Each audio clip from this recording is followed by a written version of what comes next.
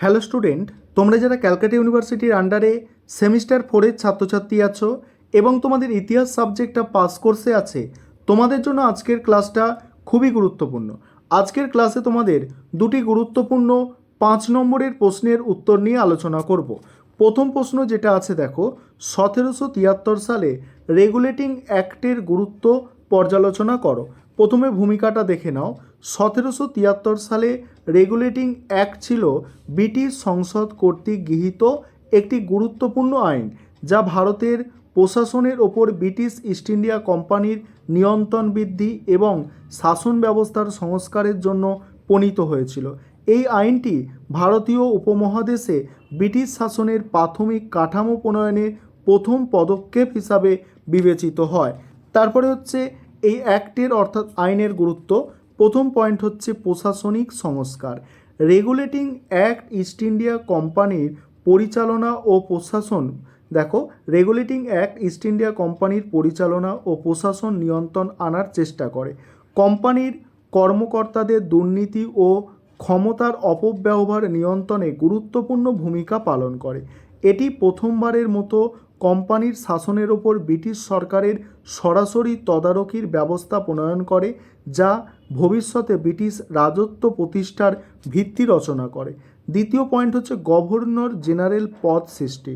Regulating act দ্বারা প্রথমবারের মতো বাংলায় গভর্নর জেনারেল পদ সৃষ্টি করা হয়, যার অধীনে মাদ্রাজ ও মুম্বাই প্রেসিডেন্সির গভর্নরদের নিয়ন্ত্রণাধীন করা হয়।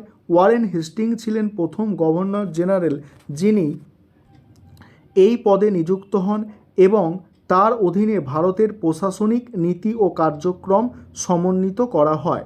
তারপরে বলা হচ্ছে দেখো, সুপ্রিম কোর্ট প্রতিষ্ঠা। রেগুলেটিং অ্যাক্টের অধীনে কলকাতায় প্রথম সুপ্রিম কোর্ট প্রতিষ্ঠিত হয়, যা আইন ও বিচার ব্যবস্থা উন্নয়নে গুরুত্বপূর্ণ ভূমিকা পালন করে। এটি কোম্পানির আদালতগুলি থেকে পৃথক ছিল এবং ব্রিটিশ আইন অনুসরণ করত, যা বিচারকী স্বচ্ছতা বা বিচারের স্বচ্ছতা ও ন্যায় বিচারের জন্য সহায়ক ছিল। তারপরে পরের পয়েন্ট হচ্ছে কোম্পানির নিয়ন্ত্রণ। কোম্পানির পরিচালন বোর্ডের সদস্যদের নিয়োগ ও তাদের কাজের ওপর নজরদারির ব্যবস্থা প্রণয়ন করা হয়। এটি কোম্পানির অর্থনৈতিক ও প্রশাসনিক কার্যক্রমে শৃঙ্খলা আনতে সহায়ক ছিল। তারপরে আছে দেখো উপসংহার।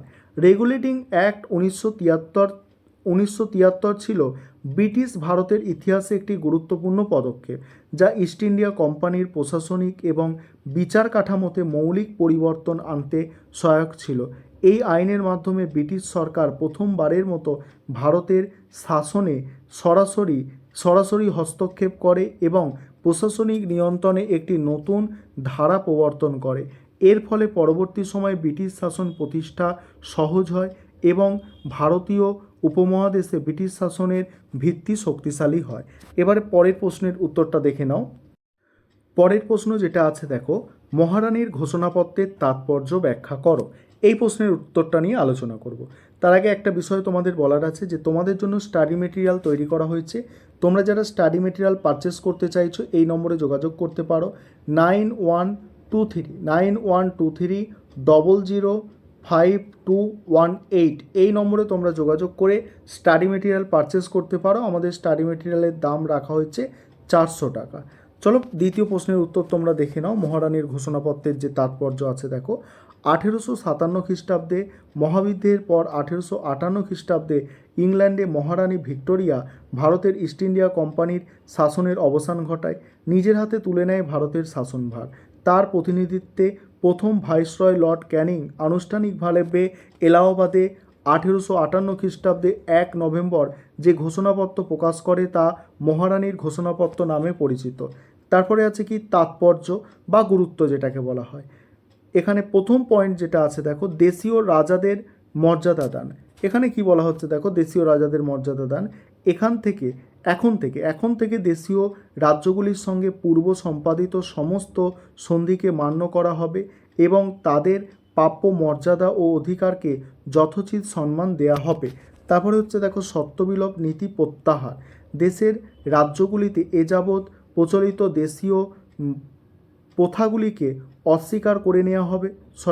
দেশীয় প্রথাগুলিকে স্বীকার করে নেওয়া হবে এবং দেশীয় রাজারা আগের মতো দেশীয় রাজারা আগের মতো দত্তক পুত্র গ্রহণ করতে পারবেন এবং সত্ত্ববিলোপ নীতি প্রত্যাহার করে নেওয়া হবে। পরের পয়েন্ট হচ্ছে রাজ্য বিস্তার বন্ধ। ব্রিটিশ সরকার ভারতে আর রাজ্য বিস্তার করবে না এবং পরোক্ষভাবে ব্রিটিশ হত্যার সঙ্গে যুক্ত ব্যক্তিরা ছাড়া আর সমস্ত ভারতীয় বন্দীদের মুক্তি দেওয়া হবে। তারপর দেখো স্বাধীন ধর্মচারণ, কারো কোনো ধর্মচারণে বাধা দেওয়া হবে না। জাতি ধর্ম নির্বিশেষে সমস্ত ভারতীয়কে শুধু যোগ্যতার মাপকাঠিতে উচ্চ রাজপদে নিযুক্ত করা হবে। তারপর মূল্যায়নে কি বলা হচ্ছে দেখো, দেশীয় রাজ্যগুলির এই প্রতিশ্রুতির মাধ্যমে নিজেদের নিরাপদ মনে করলেও শেষ পর্যন্ত এই প্রতিশ্রুতি মিথ্যায় পর্যবসিত হয়। বস্তুত মহারানীর ঘোষণাপত্র ছিল একটি রাজনৈতিক কৌশল বা ধাপ্পা মাত্র। এই ছিল তোমাদের আজকে গুরুত্বপূর্ণ দুটি 5 নম্বরের প্রশ্নের উত্তর।